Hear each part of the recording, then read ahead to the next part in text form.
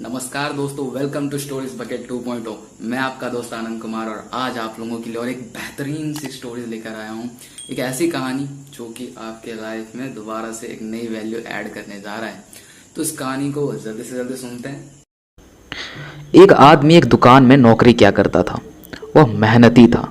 काम के प्रति उसकी मेहनत और लगन देखकर उसका सेठ बड़ा खुश रहता था। वह आदमी भी उस दुकान की नौकरी से संतुष्ट था। एक दिन वह बिना बताए छुट्टी पर चला गया। सेठ उस दिन सोच में पड़ गया, क्योंकि ऐसा पहले कभी हुआ ही नहीं था। वह सोचने लगा कि ऐसा क्या बात हो गई कि ये छुट्टी पर चला गया और मुझे बताया तक नहीं। कहीं उसे पैसों की तंगी तो नहीं हो गई है। यह विचार दिमाग में आते ही सेठ ने उसकी पगार बढ़ा देने का निर्णय ले लिया। अगले दिन वह आदमी वापस काम पर आ गया। सेठ ने उसे अपने पास बुलाया और उसे बताया कि मैंने तुम्हारा वेतन बढ़ा दिया है। अगले महीने की पहली तारीख को उस आदमी को बढ़ी हुई पगार मिली। उसने पगार ली, लेकिन कोई प्रतिक्रिया नहीं दी। ना उसने सेठ को धन्यवाद दिया, ना वो बहुत खुश हुआ। वह रोज की तरह काम करता रहा।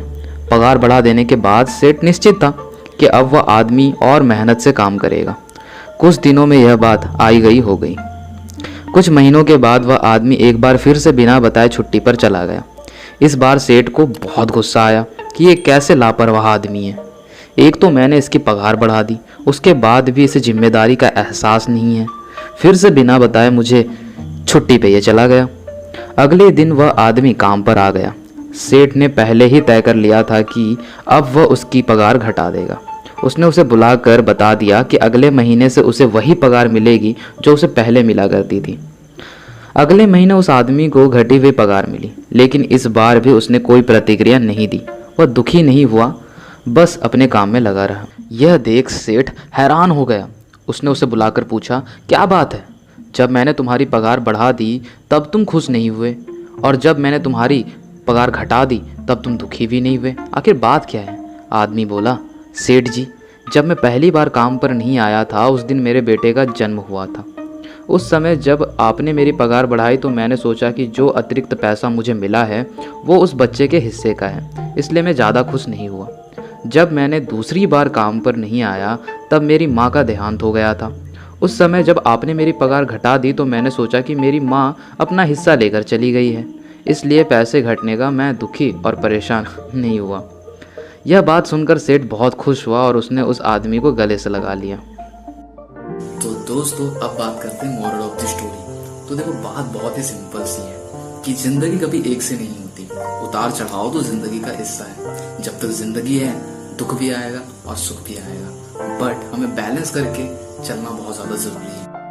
पता है दोस्तों, होना क्या चाहिए, चाहे दुख हो या सुख हो, चाहे बहुत ज्यादा दुख हो या बहुत ज्यादा सुख हो, हर एक कंडीशन में हमें न्यूट्रल रहना सीखना चाहिए।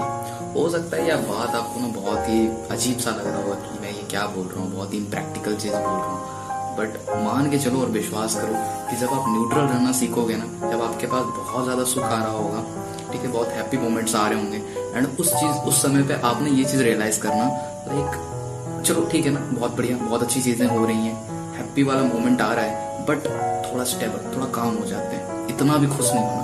ओवर किसी भी चीज का ओवर ना ठीक नहीं होता, तो इसलिए ओवर एक्साइटमेंट नहीं सो करना उस कंडीशन में। और जब बहुत ज्यादा दुख आ रहा हो तो उस चीज को ना भी दिल पे बैठा के नहीं रखना है कि यार ये जो दुख है हमेशा के लिए चलता ही रहेगा, ठीक है।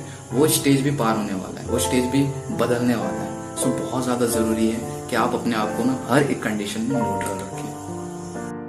एंड यस, आप मुझे सोशल मीडिया प्लेटफॉर्म्स पे भी फॉलो कर सकते हो। मेरा इंस्टाग्राम अकाउंट है anand.kumar_official, anand.kumar_official।